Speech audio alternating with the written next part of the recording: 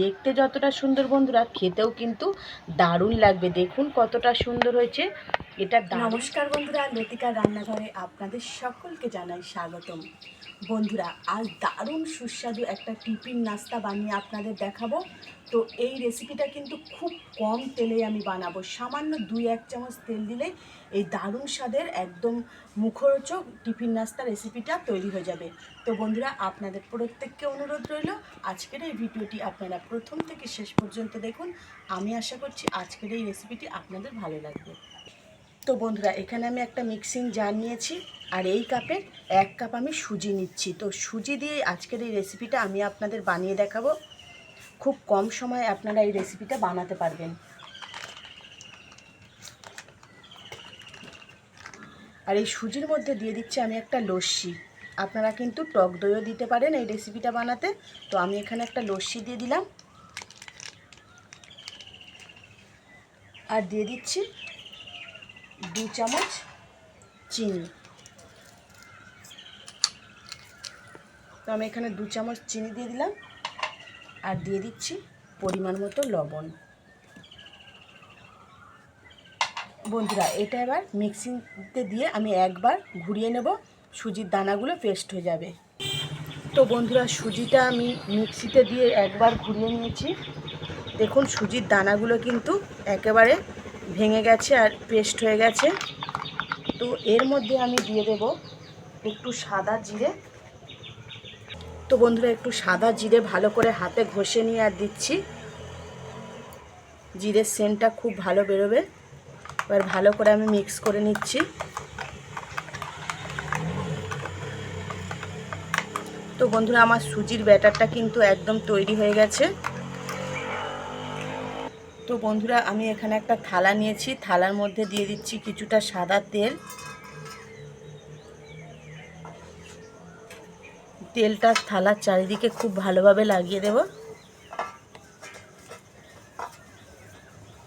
তো বন্ধুরা, এবার তৈরি করে রাখা সুজির ব্যাটারটা আমি থালার মধ্যে দিয়ে দিচ্ছি। আর এই রকম ঘনত্ব করবেন, খুব বেশি মোটা করবেন না।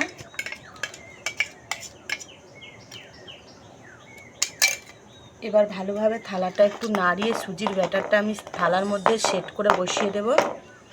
তো বন্ধুরা দেখুন, সুজির ব্যাটারটা আমি থালার মধ্যে খুব ভালোভাবে সেট করে বসিয়ে দিয়েছি।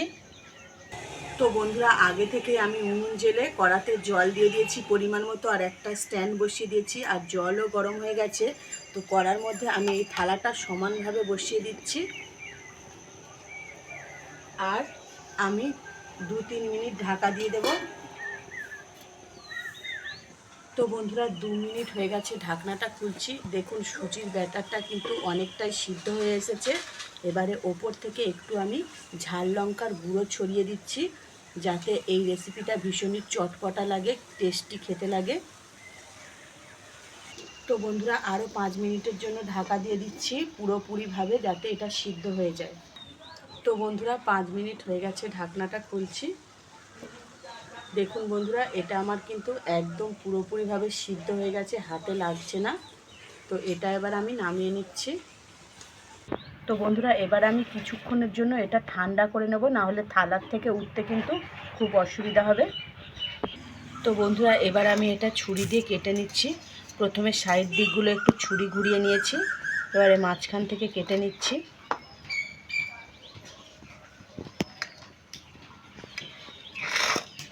বন্ধুরা, যদি বাচ্চাদের এই টিফিনটা আপনারা বানিয়ে দেন তাহলে লঙ্কাটা আপনারা নাও দিতে পারেন।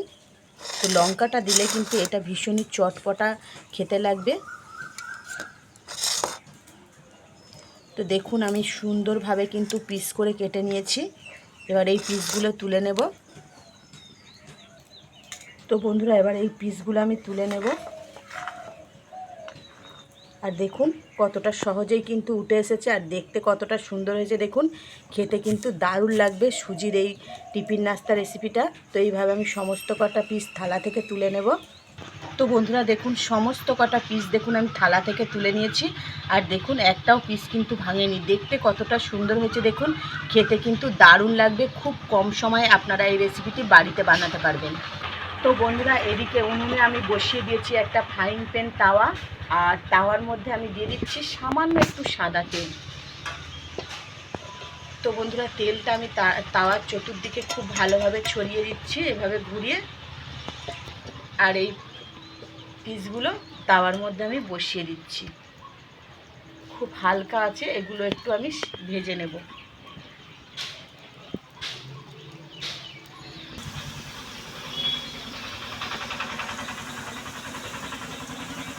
তো বন্ধুরা হালকা হাতে এই পিঠটা আমি উল্টে দিচ্ছি, একটু ভেজে নেব 2 পিঠ উল্টে পাল্টে।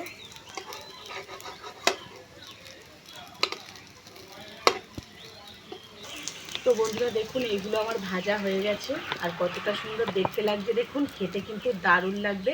এইভাবে আপনারা একবার বাড়িতে বানাতে পারেন, বাচ্চা থেকে বয়স্ক সবাই কিন্তু খুব আনন্দ করে খাবে, খুবই টেস্টি হয় এই রেসিপিটা। তো বন্ধুরা এগুলো আমার হয়ে গেছে, একে একে আমি নামিয়ে নিচ্ছি। আর খুব অল্প তেলেই কিন্তু আপনারা এই দারুণ সুস্বাদু রেসিপিটা বানাতে পারবেন। তো বন্ধুরা বাকি যেগুলো রয়েছে একইভাবে কিন্তু আমি ভেজে নেব।